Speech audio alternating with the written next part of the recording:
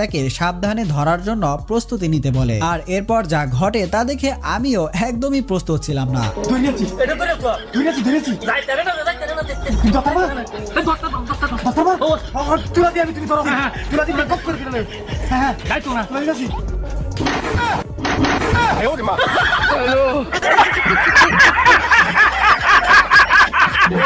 এই কাকুর কাণ্ড দেখুন, কোনো কারণ ছাড়াই সে ভেড়াটির সাথে এভাবেই ফাজলামো করতে থাকে।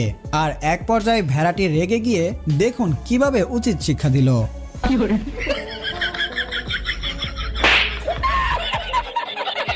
এজন্যই হয়তো বলে সুখে খাইতে ভূতে গিলায়। বিয়ে করতে গিয়ে বন্ধুর অবস্থা দেখুন। বলুন বাবা রমজান কবুল। না আমি কইতাম না, আমার আব্বা কইব।